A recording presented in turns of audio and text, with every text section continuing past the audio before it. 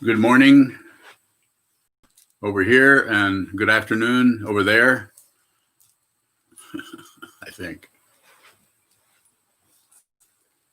This morning's, this afternoon's, this evening's is titled Karma. So the idea of transcending anything, my understanding is, and I didn't check with Webster just before I came on, but it's to go beyond, to transcend, to transcend, to over, to cross over, to go beyond. So karma is, just to set our parameters here a little bit, karma is a Sanskrit word that is now used all over in the West, quite often misused, but used in the particular reference in which someone is using that word, it might be totally correct. So karma means action, Sanskrit, and I think I read when I was looking it up a while back, it's included in one of the 10 most used words in the West. They're using karma that much. Won't be long, and they'll be using the other three: the Buddha, the Dharma, the Sangha, if we have anything to say about it. And we do, a little bit, slowly, a little bit at a time. And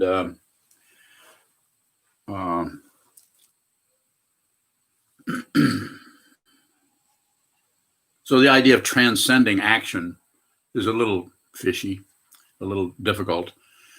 But the way that I talk about this is to encourage people to be a minimalist, keep it to a minimum, to be a radical. Do a radical form of meditation rather than an accomplishment or gaining idea form of meditation. To take it right down to the simplest possible situation there is, which is just to be on receive, because stuff is happening everywhere, in your mind and outside your mind, apparently outside your mind, apparently inside your mind. Excuse me, things are coming and going, and to just observe that particular milieu is enough. You don't need more than that. And then if you're doing that, if you're just on receive, then it is much easier for you to see the way in which you have this very subtle meddling with everything. This very subtle, I don't want that. I want more of that. Less, more, less, more. Or I don't want to look at that anymore. And as you hear me say constantly over and over again,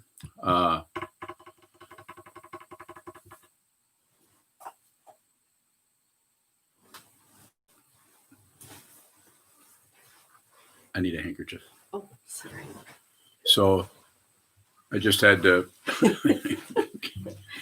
get on you to help me. So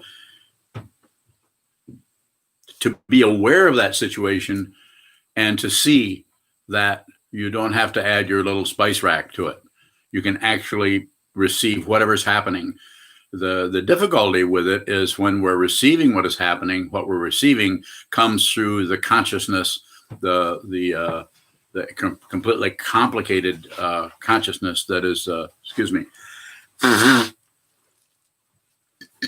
is constantly challenging us or agreeing with us or ignoring us in terms of passion, aggression, and ignorance. So therefore we begin to feel that we are someone having some problem in some life, or having some success, or having this and having that. So we tend to go into that. We tend to reinforce that. We tend to keep going, pushing, pulling, and buy into what is called materialism, a belief in the relative nature of the world and reality.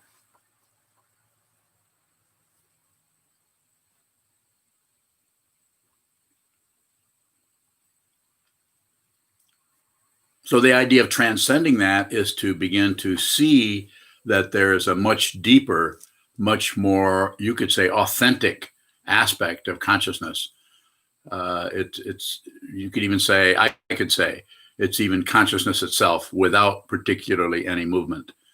So to see that deeply, we begin to release our hold on certain aspects of our thought patterns. We still see them, they still arise, but we're not quite so concerned about what happens there. We just notice that arising and falling, or having kind of a pulse to it.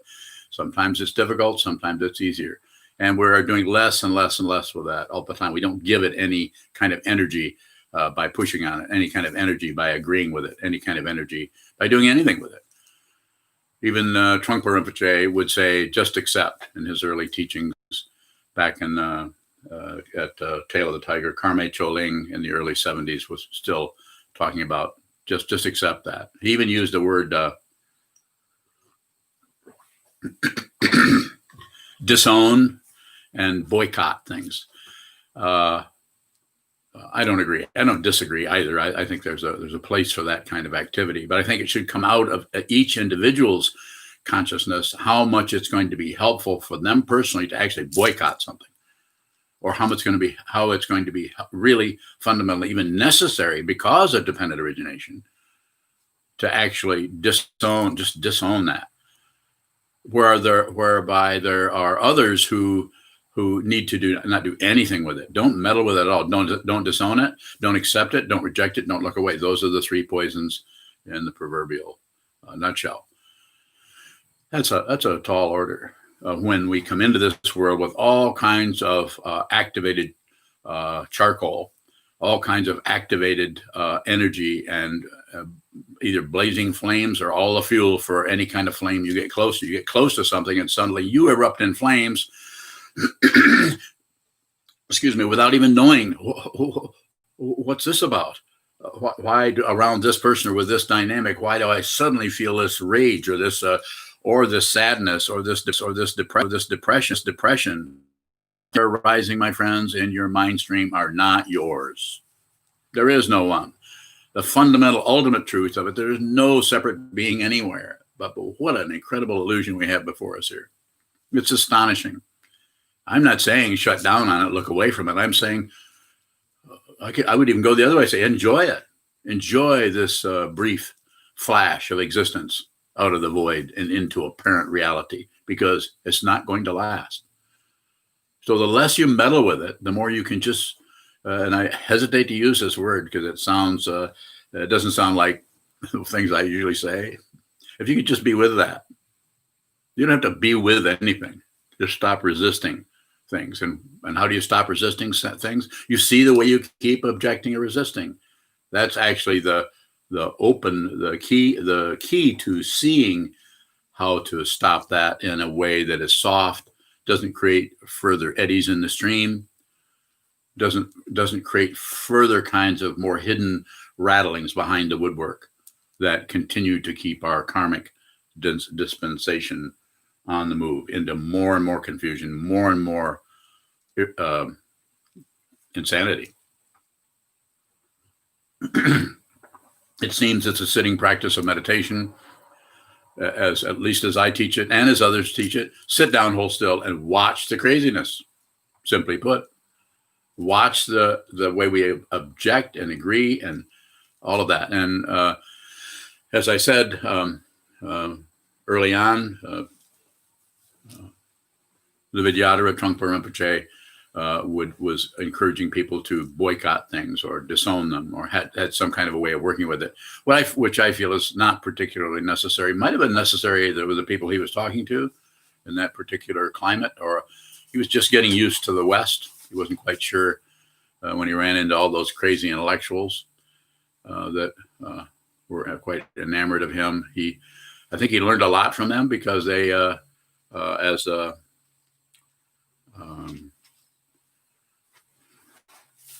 Carolyn Rose Gimian, one of his early students, said that he paid attention to those people.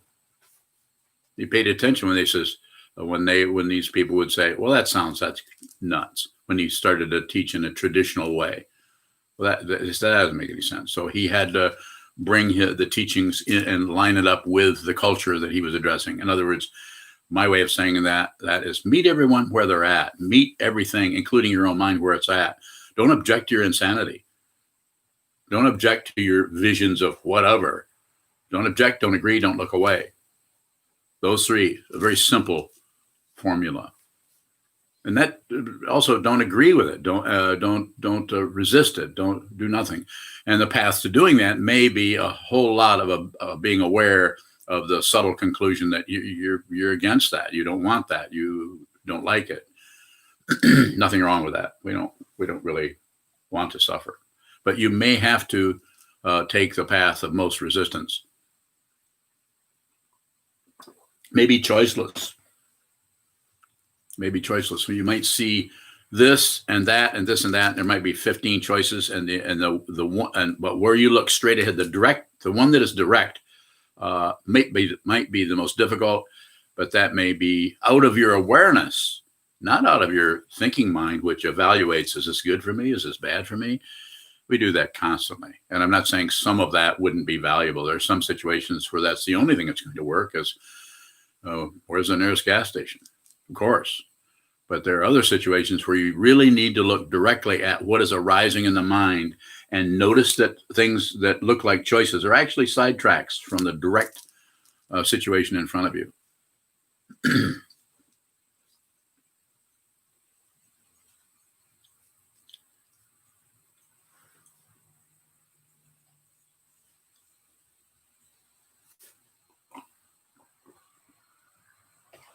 So the idea of transcending karma or going beyond karma might be a little far-fetched, but we may need to take that kind of an attitude in order to understand that we need to start right here. Start, as they say, as it says on was it Pema Chodron's book cover, start where you are, which is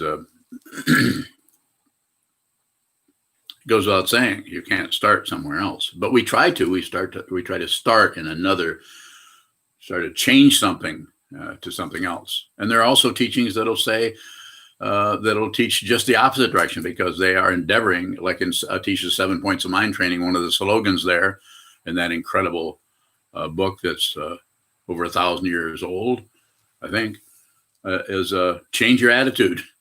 Just change your attitude. If you're in a blitzkrieg, change your attitude and relax as it is. Because if you change your attitude and don't replace it with anything, then what is there? Space. And space feels like it can feel like bewilderment. It can feel like just, oh no, what do I do now? I've stopped fighting with myself. Now what do I do?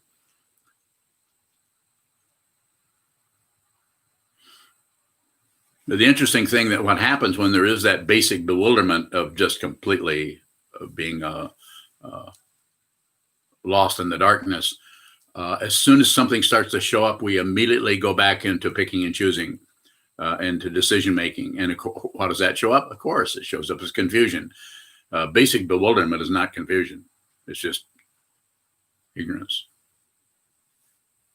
But then when any kind of glimmer of anything starts to show up in that dynamic, we start looking for right and wrong, up and down, back and forth, successful, unsuccessful. We immediately go into a kind of materialism that causes the whole thing to spin. And of course, the very name of that spinning is samsara, the constant turning, life and death, life and death, life and death. It's an incredible illusion. That's why we're so terrified of death. Although we may say, well, I'm not afraid of death. Everything dies. And we have this intellectual cover-up. It's like a thick layer of goo. But it's not, I wouldn't call it goo. Let's call it a thick layer of cement blocks. That's better. All exactly perfect, perfectly chiseled. They've been polished. They've been stamped. Approved. Concepts. The wall of concepts, though it provides a powerful stepping stone for materialism and for even deeper or more profound levels of conceptual evaluation and conclusions, it still is a cover-up. The fundamental truth is not a concept, though we may have to use concepts to point to it. So the idea here of transcending karma, let's do it very simply. Something arises, no comment. Something falls away, no comment. Something disappears, no comment. At the same time, you're going to notice you're going to have a little comment like, where did that go? That's a comment. Something arises, I feel pretty good. That's a comment. Something arises, I don't feel so good. That's a comment. That is how you perpetuate the ongoingness of the wheel. Gaining and losing, gaining and losing. And to the practice of observing, of just watching things come and go and come and go, you eventually, you could say, you recondition yourself. You recondition the open dimension of being we call awareness. I'm calling awareness, to neither accept nor boycott, nor ignore, nor dispense with, nor any kind of opposition to it. It just comes and goes. It can't find a person. The personhood may still be there, but it's an illusion. So therefore, because if you've gotten rid of the personhood, then there's another success story we have to deal with. But the personhood, the ego, the narcissism, the seventh consciousness, as is defined in the 8 consciousnesses of the Yogacara tradition, it's unreal. It means it has no substantial quality to it that necessarily requires objecting, that necessarily requires agreement, or necessarily requires ignoring or turning away or distraction. This takes time. It takes time to do that. And each person is dealing with a different level of causes and conditions, your own particular karma, your own particular style of being confused, your own particular style of being bewildered, has to be dealt with directly. And no one can do this for you. You need to, when I say you, I'm saying whatever's listening, you need to do this yourself. And how do you do that? Our formula, the one that's been around for 2,500 years, the one that I'm involved with, is the teaching of the Buddha's Dharma. The Buddha, the Dharma, the Sangha, the teacher, the teaching, and the community of people who are learning.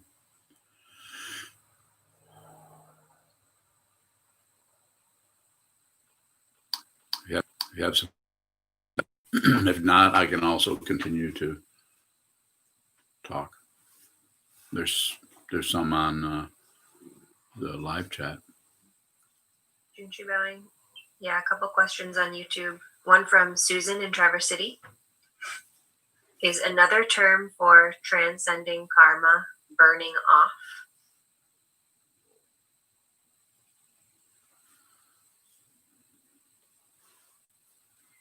That's pretty fishy. Transcending is bad enough, but burning off sounds like you're getting rid of something. There's nothing to get rid of, because it is not a separate thing. It's ultimately not separate. It just relatively looks like something. So not attaching to it by grasping, not attach it to it, because any pushing is an attachment. You're attached to getting rid of it.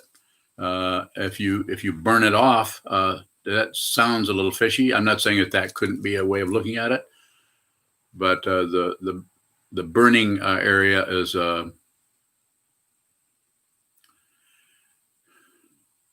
I would say probably that's all right, but I'd be very suspicious of getting rid of anything.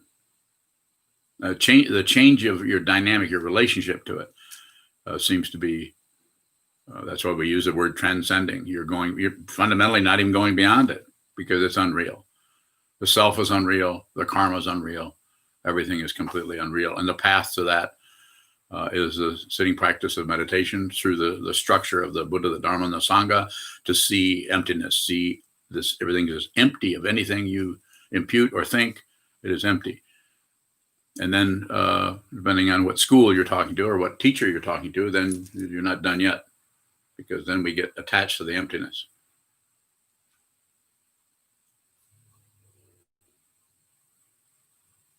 Shoto bowing. Does transcending karma include karma? It would have to.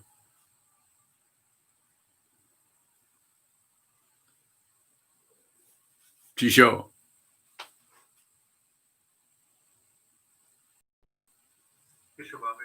So the bewilderment you're talking about does feel very different from the confusion, intellectual confusion, or not getting something. Yes. But what do we do with that, though? There is still a recognition of that bewilderment. Yes. But what do we do then? Well, you know, the bewilderment part is there isn't any. It's like there isn't any reference point. So it's very aligned, very close to fundamental awakening itself. So the bewilderment, because it's so open that we don't know, we don't have there's not even a choice showing up there as something to decorate the room with. You know, it's just it's not only an empty room. There isn't any room. And so the openness is vast, but if there's a spark of me in that space, it's going to be bewildering.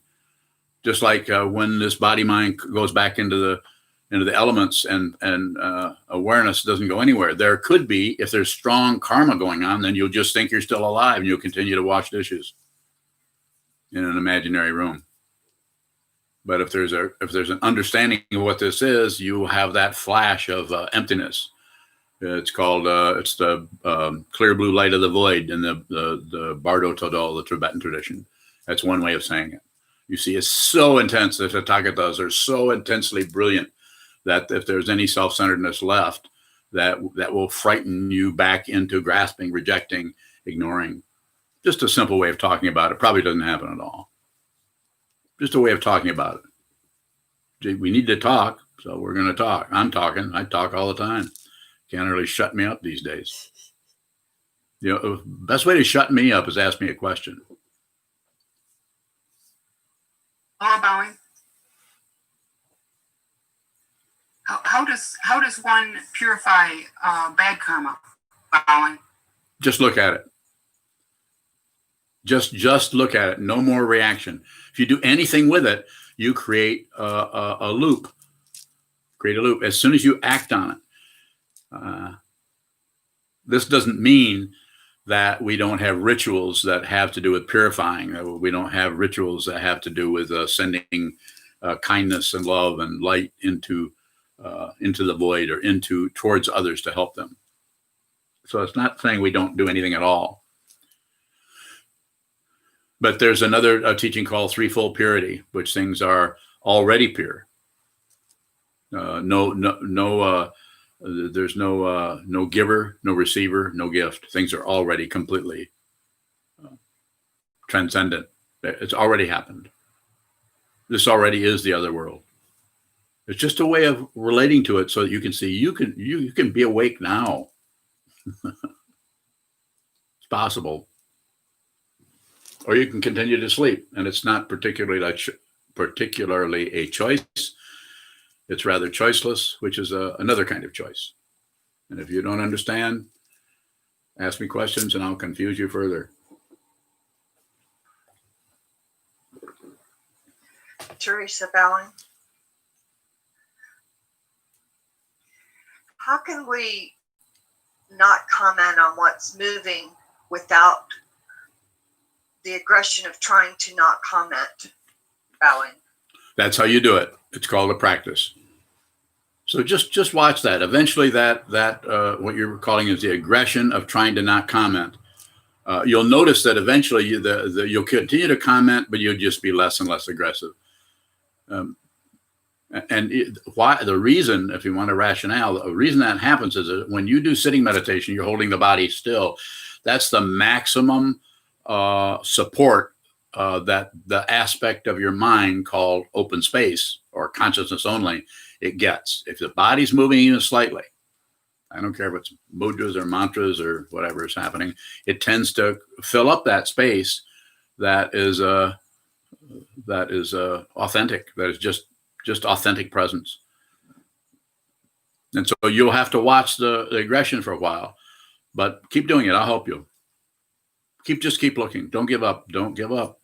Don't be tricked into the wiles of ego's desire to stop and start and control. And it's like, here, let me help you with that. We'll give you a special mantra.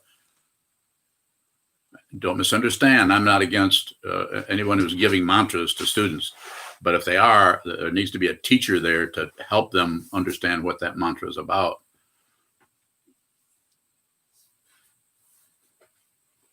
William Murray has a question. William. He asks, and I just lost it. How do we change our attitude, Bob?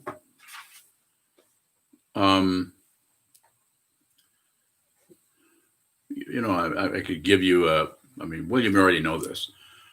Just stop doing that. Just go in and just stop with whatever attitude you see there. Just change it to something else. It's just, you know, there's 59 teachings in Atisha 7 Points of Mind Training, and some of them just will never, there's some in there that will never work for you, never make any sense. And I'm speaking from some of them that I can't even, if Detcha and Susan Piper asked me to talk about this particular, that particular slogan, I probably won't decline, but I might not do a very good job of teaching from it, because I don't really relate to that in a way. But change your attitude, relax as it is pretty simple, because everybody's changed their attitude at one time or another. But usually they replace it with another attitude. And that's the teaching part of this. Change your attitude and then relax into whatever shows up. Because if you relax into whatever shows up, if the attitude is gone, it'll just be space. If you're a meditator, if you're meditating once a week, probably not. You're going to have to do a lot of this. Sometimes I hesitate to tell people how much, but they find out if they want to come and live at the monastery, they find out how much I'm interested in people doing sitting meditation.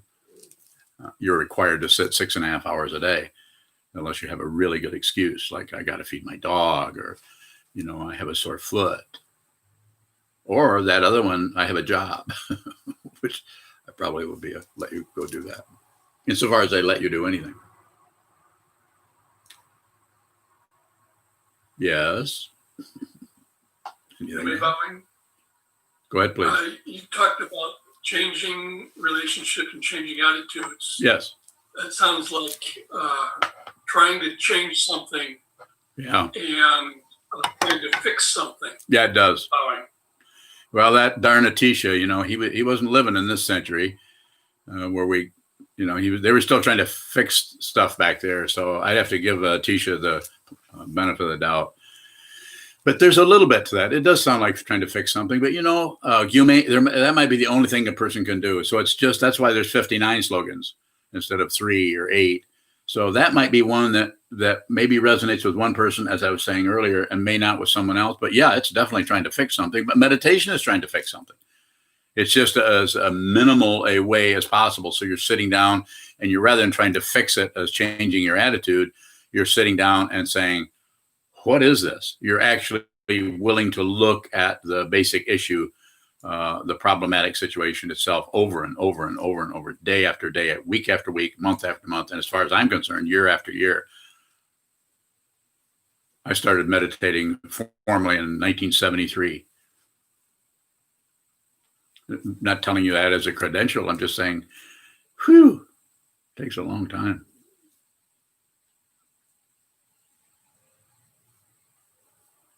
Junshu bowing. Junshu. A few more questions from YouTube. Very good, please. From Shane in Virginia. Because of my karmic relationship with my father, he tends to make me angry. How do I practice that situation? I've come up with letting him know when that Vajra comes up. Is that transmutation? No. Bowing. No, you're asking me, so I'm going to tell you, I'm assuming you're fairly young, but I can't tell for sure. But I would say, shut up. Shut up. Stop talking to your father. Just receive. Just listen to him. And when you have difficulty, I'm saying this without even knowing you. I'm just telling, the reason I can tell you is I had a father. I had a stepfather. And he was out and out mean. Just receive. He doesn't know what he's doing. You don't know what you're doing, fundamentally. But what you could do is you could just receive, just listen to him, comment on what he says lightly. One way is to lie to him. And I'm not kidding you. You won't hear this from other Dharma teachers because they say don't lie. I say, no, you might need to lie. And you could say something like, yeah, Dad, or Dad, or whatever you call him. Yeah, Dad, I kind of see what you mean. And you don't see what he means at all. But you might have to do that in order to soften that situation a little bit so that there is a possibility that some kind of space will open up. So there may be 3 years from now, some possibility of communication, especially when he's on his deathbed. And now he has a son who actually listens to him, because the karma that brought him, transcending karma, he wasn't able to do that. Here you are listening to someone who's telling you about that. Not that I'm so wonderful, and not that you're so great, or not that he's so terrible. But just receive. The greatest form of generosity is to give everything your attention. And how do you do that? Receive it. Give it. Let the world come to you. When you go out towards the world and try to change it or do some kind of vajra or whatever, this is confusion. I don't care how elaborate or how many red threads you have around your neck. Don't meddle with anything. Receive. Imagine the kind of karma that possibly your dad has gone through to even get to be a person who feels like a strong obstruction for you. I'm not even asking you to be compassionate, because I don't teach that. But receive. Just receive. And the other way, if it's so difficult, if the abrasiveness of being around him is so difficult, then limit the time you're with him. You have quite a bit of say-so about some things and not about others. You might not have any say-so about the interchange, but you can do a short term of just receiving, see what you're saying, Dad. Yeah, that says, I don't quite get that, but see what you're saying, or however that may show up in your interaction with him. But then split. And again, lie. Whoops, got to go. Get the hell out of there. Break that. There's something called the 4 karmas. You could study them or not. But the last one is destroy. And it doesn't mean kill. It means break the connection. Break the connection before things get into a difficult aspect of warfare, or something that you can't get out of without creating more and more karma. Thank you for the question. It's a good one. It's one I happen to know quite a bit about. Ian bowing. Ian. Yes. So, I'm not at a point where I'm meditating 6.5 hours a day. So do you have any suggestions on just observing, like while at work, or that sort of thing? I don't teach meditation in action. I'm not against it. If you want to do that, then go ahead. But I practice it for 30, 35 years myself. And my way of teaching is based on my life, and not on what I've been told. I'm not ignoring what I've been told, but I don't believe everything I've been told, even by my guru. Because my guru is situational. He came into the West being trained as a tulku in the ancient Tibetan tradition, and was not treated so well there. Treated great because he was taught, but also he was put upon by his teachers quite a bit. So I would say to you, rather than do meditation in action, just do as much sitting meditation as you can. If you can't do 6.5 hours, of course, most people can't. Even the people that live at the monastery come up with reasons why they can't do that. And what do I do with that? I say, okay. Because they've entered the form, which means they want to do that. But then when they tell me why they can't do it, then I let them go. It's called communication. You have to meet everyone where they're at. You just make somebody follow a form. That's a crazy macho tradition from ancient Japan or Tibet or whatever. We don't need to do that anymore. People are intelligent. I respect people's intelligence. They didn't come this direction because they wanted to make excuses about not wanting to meditate. They came because they want to meditate, and yet all kinds of things could show up that would cause them, including you, Ian, why you can't sit. So try to schedule yourself. Try to get in an hour a day minimum, and if you can, do a block sit once a week. And there's one at the monastery twice, once Thursday morning, once Thursday afternoon. You can tune in on Zoom and have people right there sitting in real time. And you can get that 4 hours will help you a lot, especially the last hour of the 4, last hour and a half to that 4, because it gets pretty damn irritating to sit there and do nothing but look at a wall for 4 hours. And so that brings up the very aspects and brings up the temperature and the qualities of the ignoring aspect of your mind in particular, so that you can see them more clearly. Not comfortable, but you can do it. Start with a bell, bong. 4 hours later, hit the bell again. And if you're not familiar with what I mean by block sitting, there's a YouTube where I gave a talk just on block sitting. You can take a look at that. And if you have questions, you know how to reach me. Thank you.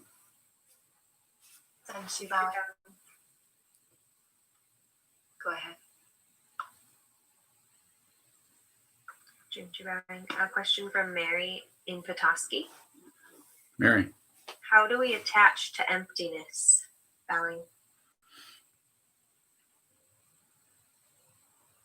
So the idea there, I think Mary's coming from what I said earlier, that you can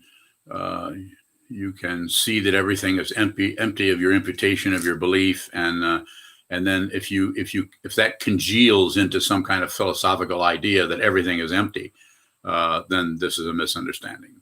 But there are whole schools of thought that do that actually believe in emptiness.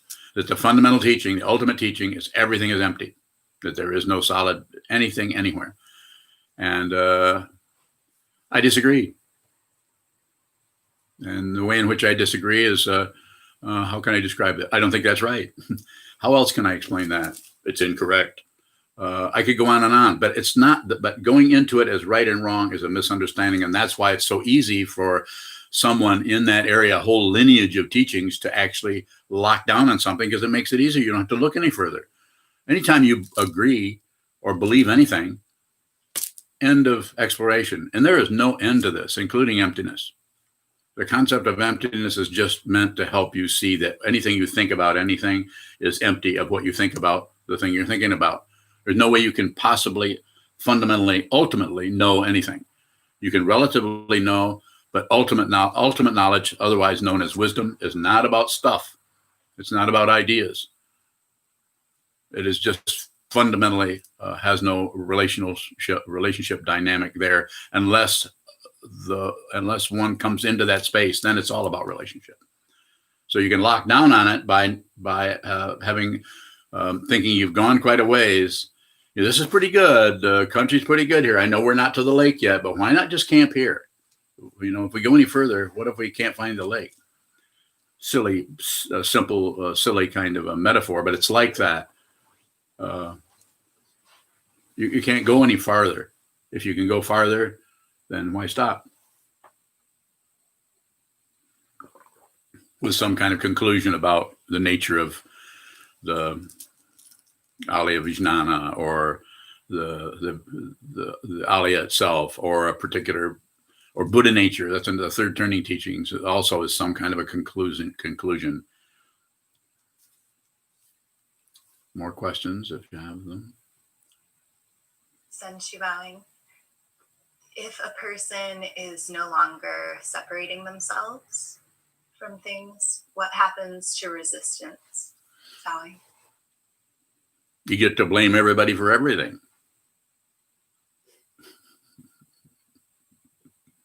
It's still there. There still could be resistance. The particular karma that brought you into this world is the same karma is going to take you out of this world. But while you're here as a physical manifestation, a living being, in your case with a baby and a husband and you live in a monastery, and that may come and it may go. It might go on and on and on. But the point of understanding there is not about getting rid of anything. It is about seeing that there's no solid being, there's no solid self or other. There's just the energy itself arising in relative space. So there's nothing to fix, nothing to correct. Whatever occurs is it's just what is occurring. You might not even make that comment. Well, it's just what it is. You wouldn't say that. You wouldn't have a comment on it particularly, unless you were interacting with someone who is dealing with their difficulty, their neurosis, their confusion, as you do as a therapist. You do that all the time. And that's why I tell you, all you have to do is receive. You have to fix anybody. If they come in and they want to be fixed, tell them you don't do that. Or you might say, that's going to take a while. You're quite a mess. They might even have a sense of humor. You don't know.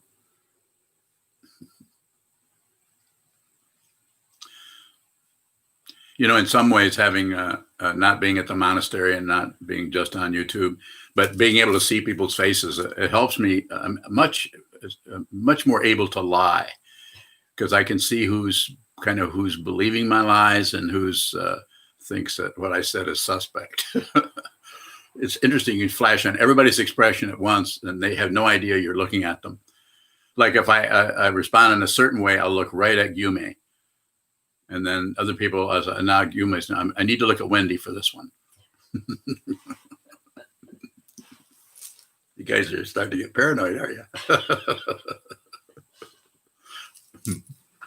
Kevin bowing. Yes, Kevin. Sokuzan, I recently read a quote by, I think it was Zigar Control Rinpoche, who said that in meditation, when we feel the fire of not doing the habitual thing, that is the fire that burns the seeds of negative karma. It's a little florid, but I wonder what you make of that. Is there something there, or is it too acquisitive? Bowing. No, I think, Zigar Control Rinpoche, anything he says is a teaching meant to, but he's also a teacher who has students. And so students can interact with him around that, and people that aren't students of his can just consider it for whatever they want. I wouldn't use that. It looks too much like this causes that and causes that. And then we get locked into some kind of causation, which is getting closer to, biology and science and chemistry and psychology. And, and I would rather kick you right off the cliff immediately. In the context of, say, working with addiction, when we really might feel that we need a little bit of something to hang on to, is it okay to lie to ourselves like that in the way that you might lie to a difficult relative? Yes. Oh, absolutely. Thank you. It's always about awareness. It's not about not lying. It's taught that way in the 16 precepts. Don't kill. Well, you can't help but kill something. That's the first grave precept is don't kill. Well, if you're going to eat something, if you're going to live, you're going to kill things. And then people come in and say, well, I don't need anything unless it doesn't have, that has eyes, or, it's just a bunch of baloney. It's tiring to hear that kind of philosophy going by very intelligent people that have no mind training. They're trying to sort out how to squeeze happiness out of relative truth, out of this world. You can't do it. The very nature of this is what the Buddha said 2,500 years ago. Life is suffering. That wasn't bull. That was coming from someone who had looked deeply into the nature of existence, non-existence. So therefore, I would say yes. I mean, you just be aware that it's untrue. The thing that makes a lie dangerous is when the person even telling the lie is somehow justifying that with and hiding that it's hiding his true nature. Now, in the case of Ian's dad, that's a different situation. Then you need to work with that where it's at. Eventually, Ian may be able to tell his dad about that, but probably without Ian's dad, not to comment on Ian or Ian's dad, because they don't know either one of them. Shane. I thought it was Ian. No, Shane's dad. No, it was Shane's dad. The angry dad. Oh, now I'm getting all confused. Uh-oh. See what you've done to me? You've taken advantage of an old man. Sorry. It was Shane. It was on YouTube? Yeah. It was. Okay. Apologies to Ian and your dad. Ian, yours was about the length of meditation. So, okay, back to the question. So yes, it's about awareness of the lying. It's about awareness of that, not necessarily stopping it, just being aware that you're doing that. And of course, lying is not a good idea. Killing things is not a good idea, but there might be things dependently arisen where because of your life, because of your wish to be with all things and your wish to fundamentally help situations, you may have to interact with that situation in such a way that might show up as incorrect or breaking a precept or something like that. Possibility.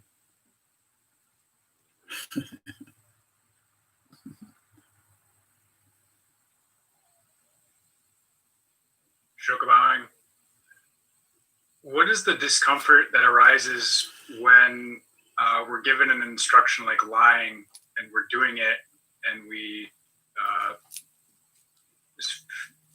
what's the discomfort there in lying to somebody? Well, we don't want to lie. So, and I would say this is just a way of looking at it so that you're not locking down and obeying. It's not about obeying. This is not the 10 Commandments. It's about having intelligence and approaching those. So I'm not saying that's going to happen very often, maybe once in a great while, but to be locked into always telling the truth, you can really hurt somebody. You don't help someone's karma by being honest. I'm going to be so honest with you. I'm going to tell you, I think you're crazy. I think you're insane. And you're hurting me, and I don't want to talk to you. I'm not proud of you as my father. You know, I mean, you might have to work with it in a way. So my response to you would be, you're not clear what you're doing. If it's this context where you're needing to say something that is untrue, you're all about you and not wanting to be a liar, rather than all about really wanting to help someone else. You're a fully ordained monk. Your only goal should be to save all beings. And if it's to protect some kind of, get some kind of insularity around you as a being, you should be able to lie and kill people from now on in order to save beings. And I'm not kidding you. Well, maybe a little bit.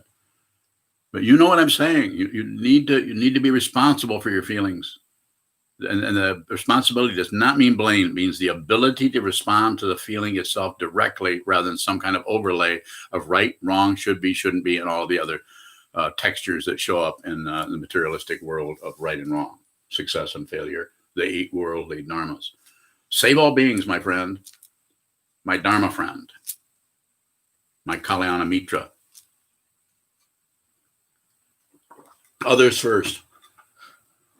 Others first. I couldn't do this if I was trying to be a wonderful, successful dharma teacher. Wouldn't happen.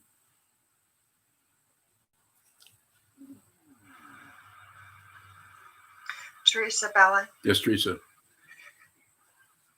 It seems like that the more I sit, the more negative karma I'm stirring up. What's going on there?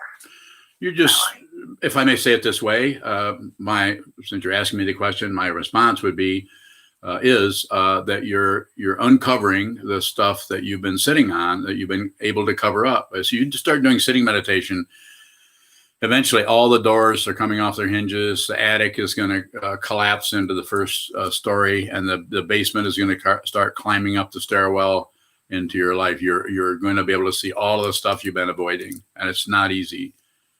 And it doesn't stop. If you were to attain anuttara samyak sambodhi, the garbage does not stop.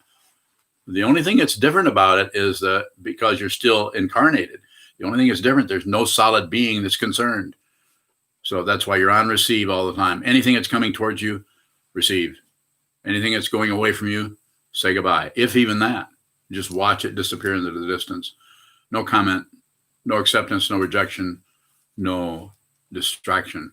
These are the 3 poisons that keep us tied into a self that is willing to take other people's lives in order to survive, and willing to destroy people in order to continue to have power. Like we see examples are everywhere. It's just, especially in this last number of years, it's just extreme all over the world.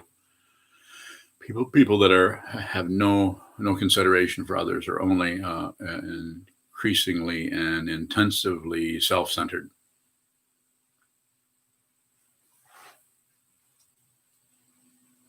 Onyo, go ahead. Onyo, go ahead.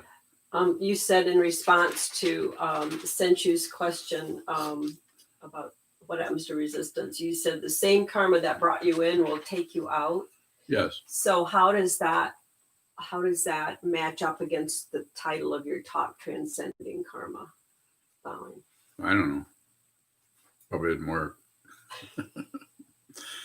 Well, here you show up here, and causes and conditions brought you in here. You have a certain body, you have a certain health situation, and then all kinds of karmic things are interacting with you all the time, and things will come to a conclusion because the body mind can't last. But who you are, who you fundamentally are, is if it's true, won't be affected by it. Unless you believe that you're a body. If you believe, whatever you believe is true or believe is false, is going with you when the body mind collapses. And the consciousness is why some consciousnesses continue to be wandering ghosts, and some consciousnesses go immediately into the light. Just a way of talking about it. We don't know if there is anything at all. More? Not on that, but another question in regards to Kevin's questions on Yes, the go ahead. line. Is at the base of a lie some truth? It couldn't be a lie if it didn't have truth to it. So what standard are we applying when we think we know what's true? So just self-centeredness and completion or conclusion, or this is what conclusion looks like. It just blocks your further investigation of anything. But it's a very individual situation with each person and your particular karma, your particular causes and conditions. And this is why we can't just follow orders. We can't just follow the 16 precepts of the 10 commandments. It has to be some movement in there so that we can see that situational. Sometimes the person, the situation, it's more important to protect that person than to literally follow that concept or that precept. So it's changing all the time. This is why we need to live out of our awareness rather than out of our belief or our conclusions or following some kind of standards or setting up standards for anything. This is why it says in the sutras, don't set up standards.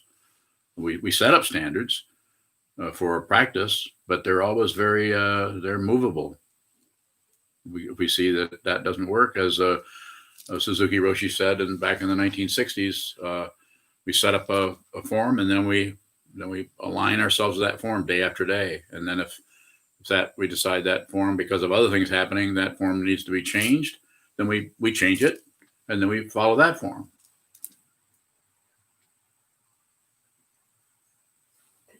Is someone else on line or on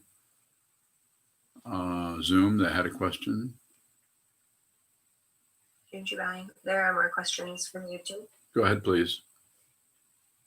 Josh in Kalamazoo. In relation to karma, how are just observing and curiosity working together and or in contrast? What should I do when curiosity arises? Just enjoy yourself. Curiosity is just investigation. How does this work? How does this work? Like taking apart a nuclear reactor. I'm sure you've done that. It's just about taking apart something and seeing how it works. It's kind of a deconstruction. It's fine to deconstruct. It's when we take the deconstruction and then attribute certain kinds of artificial or laminated or meaning onto things. That tends to get in the way of what it is. It's just a part. It's don't take it personal is the way to say it.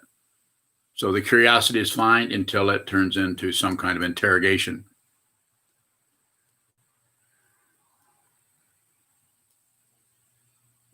So, yeah, go ahead. A question from Ivan. Can the teacher, guru, transcend karma for the student? No, although it's unless the teaching person has a really strong understanding of karma, then he, she, they are not going to be able to fundamentally help the student. They might help them relatively in some ways, but they also, because if they haven't understood that themselves, then they'll project their lack of understanding onto the student and try to and maybe get in the way of their liberation. Possible. Not saying that's going to happen, but that's why I say I think you need a teacher. Just my idea of it. But you shouldn't settle. Don't settle. If you have doubts about the teacher, not your teacher. Go somewhere else. Look around. Don't do anything unless you have to. If you don't have to do it, why do it? Don't meditate unless you have to. It's not a promotion. There's no advertisements for anything. So my way of saying that is I endeavor, insofar as I can, from my understanding, of doing this for a long, long time and having two different teachers from two different lineages that I really needed. I owe them. When I say owe them, I don't owe them anything because it's not separate. But I would not be doing this if it weren't for my interaction with those two amazing human beings.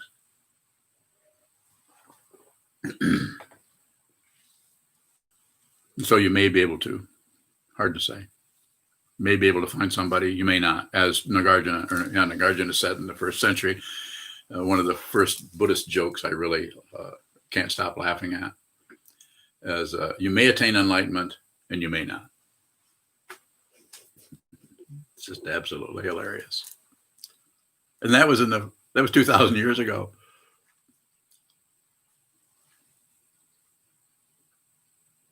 June Shibowing. A question from Andrew in Traverse City. How do we transcend materialistic tendency and still thrive in the modern world, such as progress in a career? Bowing. Yeah, it would do both.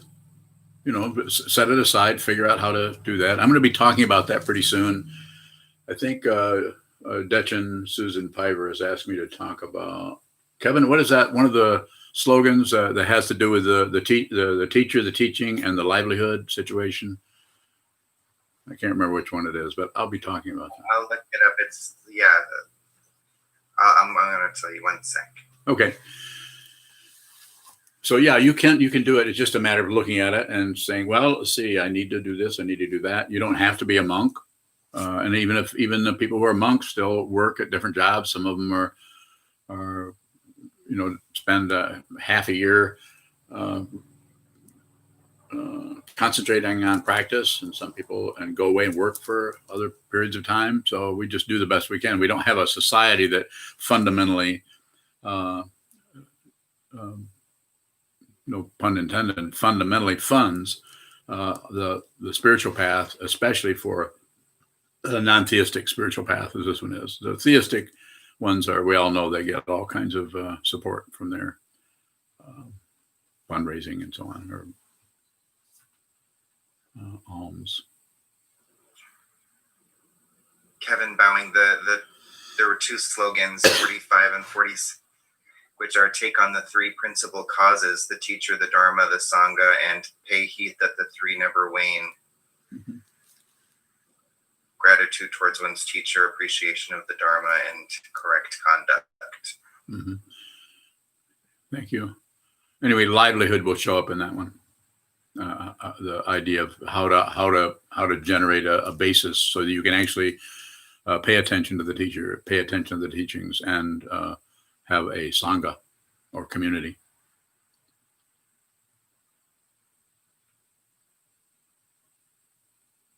June Shibowing. Question from Shane Thompson in Virginia. Shane.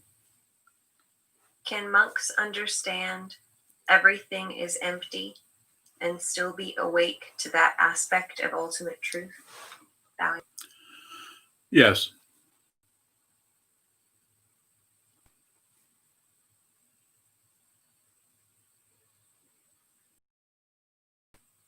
That's a real head scratcher, isn't it?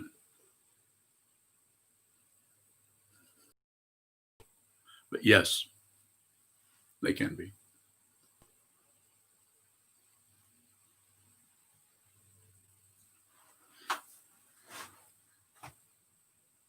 As I think I said before, and I'll say it again, just in case the head scratching might go on too long, it's the attachment to everything is empty. Not the understanding that everything is empty. When an attachment starts happening, then one is starting to be attached to a concept, idea, structure. But someone can see that and be clear. See emptiness, that is. Teresa Bowing, you've mentioned before that there is a certainty to realization. What is that certainty? Bowing. If you see there isn't anything else, then there's nothing to be uncertain about. So the certainty isn't a relative certainty of a certain, I'm certain that it's day because I can see the clouds, or I'm certain that it's night because it's dark and I can't see the clouds. That's a relative certainty. Ultimate certainty doesn't have an opposite. It has an opposite somewhat, but even that is, you're certain about that. You realize that the certainty of your past confusion is not separate from Buddha nature, is also a certainty, because there's no, you don't have an idea. I used to be confused, but now I'm really awake. That is gone. All polarity vanishes like the imprint of a bird in the sky, as it says in the Sadhana of Mahamudra by Chogyam Trungpa Rinpoche. It just goes away. And so then there isn't anything but this. And it's called Mahamudra, the great gesture. Zogpa Chempo is a great perfection. And if you see it, you don't have doubts about it. Even the doubts don't have doubts. So doubts will come and go, but they can't find a doubter. Everything comes and goes. Chickens, mice, lizards, choo-choo trains, on and on. It's a great parade. And you get to watch it. You lucky guys. Chisho. Vishwan. So for a bodhisattva, does the bewilderment get replaced by something else? Bewilderment? Bewilderment? Yeah. Yeah. Yes. Bewilderment, it's like we have to go into the bewilderment in order to see that it's not separate from liberation. Yeah. So the samsaric being, the person who's trapped in the karma, has not transcended the karma. They keep trying to get out of the bewilderment and get into the picking and choosing, and then make the right choice so that they can be a successful banker or whatever. I'm not making fun of anyone. I'm just saying we go back, we try to get it out of relative truth. Whereas the bodhisattva, if he, she, they begin to become bewildered, the next, you could say the next, or that is not separate from liberation. It's not exactly the same as that, and it's not exactly different from that, because it is an open dimension that if there's no one there, then it's just the truth. But if there's someone there, then there's a problem, and we've got to figure out how to solve it or get somewhere or get away from the bewilderment. Herbert Gunther, a scholar and translator who taught at a university in Canada, I can't remember the name of it. I met him at the first session of Naropa Institute in 1974, and took a class from him, and he referred to that as bewilderment errancy, or bewilderment. He said that there's bewilderment, so therefore you can't. The errancy is you can't be correct about anything, because everything.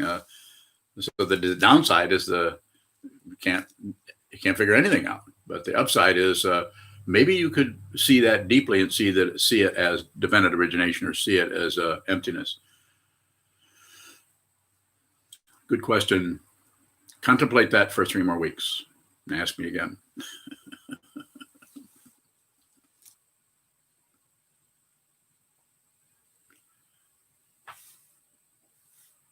Kevin Bowing, sometimes in the context of the paramitas, I've heard it suggested that when one is bewildered by the spaciousness that arises from generosity, by embodying generosity, that then one might apply discipline to stabilize or navigate that.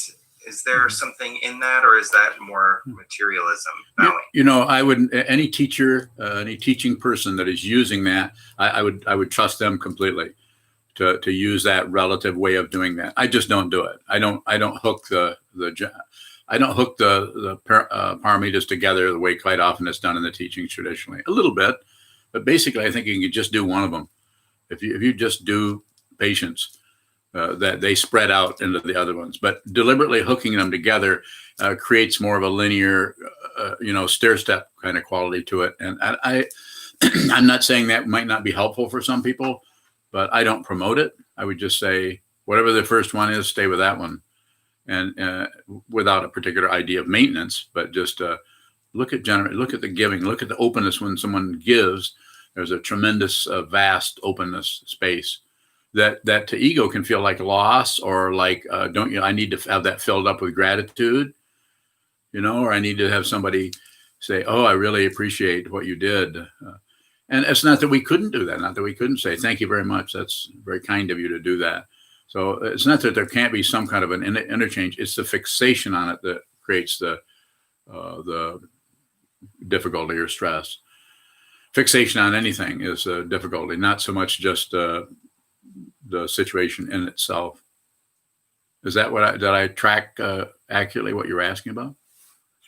Yes, thank you. Certainly. Sokuzan bowing. Sokuzan.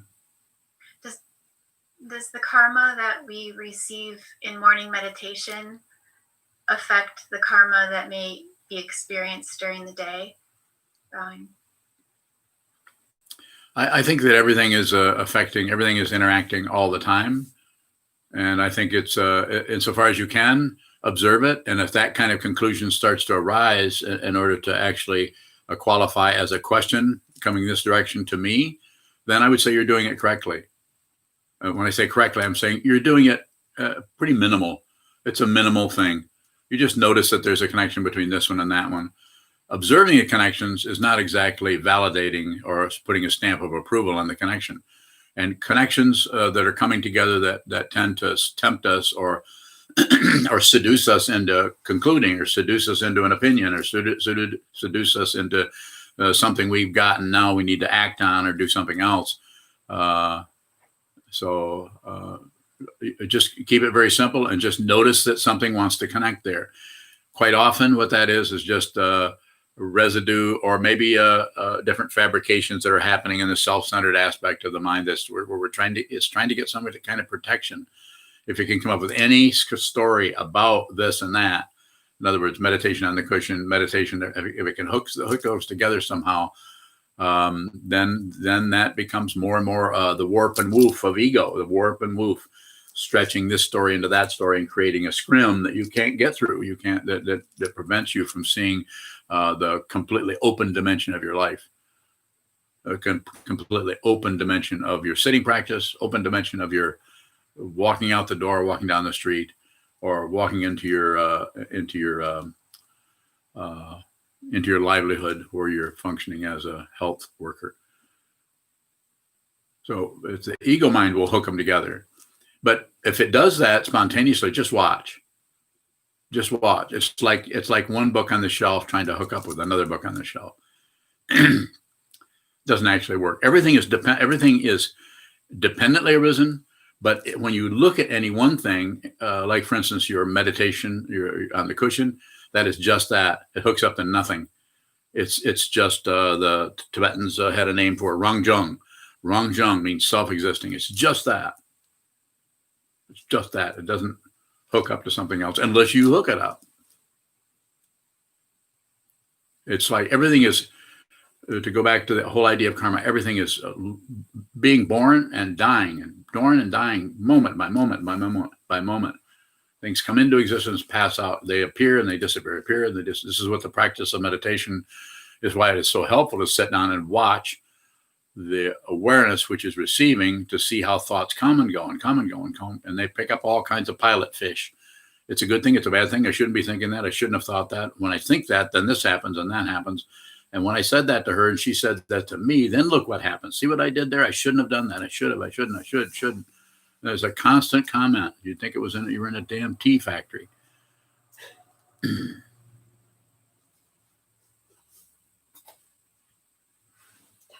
It's time to do. I'll take one more question if there is one. There's a question from Marco in Rotterdam. That's a good one. Marco in Rotterdam. Is doubt because of the discomfort of the path?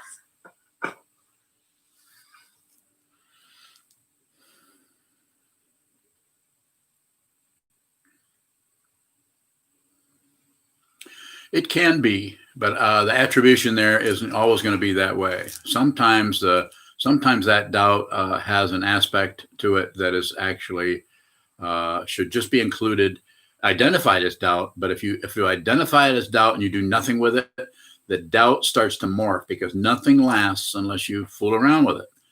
It's called birth and death. Everything is doing that same little number. The body's doing it in maybe a longer 60, 70 years or whatever. But everything else, even thought patterns are going, they're here and they're gone, they're here and they're gone, they're here and they're gone. Birth and death, birth and death, birth and death.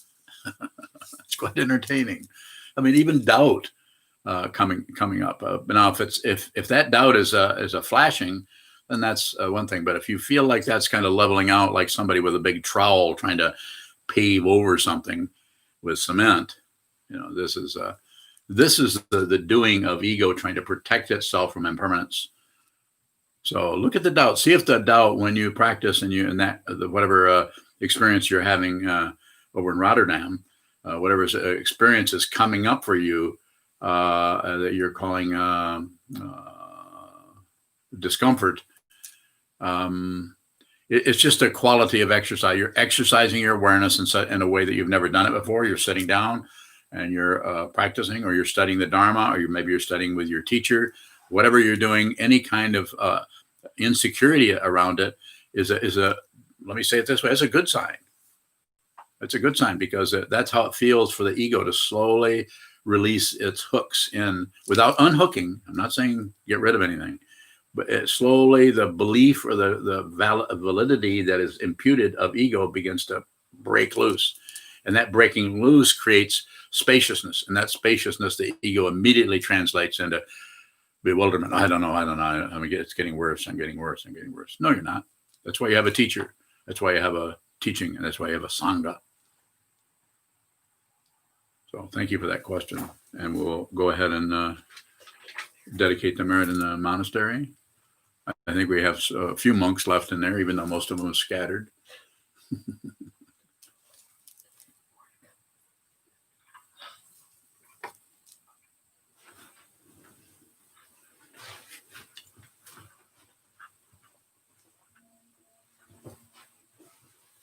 May the merit of this penetrate into all places, so that we and every sentient being together can realize the Buddha's way.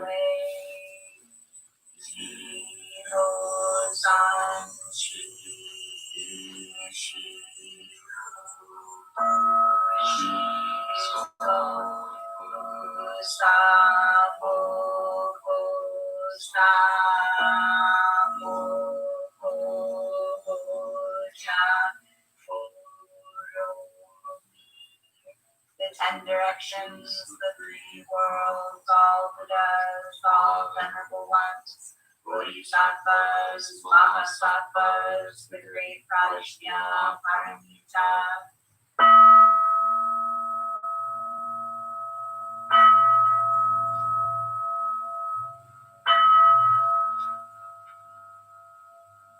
Buddhas and Bodhisattvas of the 10 directions and the 3 times, please hear us. Please come down out of the light and protect Sokoji Buddhist Temple Monastery, our Sangha, families, friends, and visitors. Heal everyone who is unhappy, sick, or suffering, and fill them with light. Pouvez-vous toujours être heureux? Que siempre seas feliz. May you always be happy.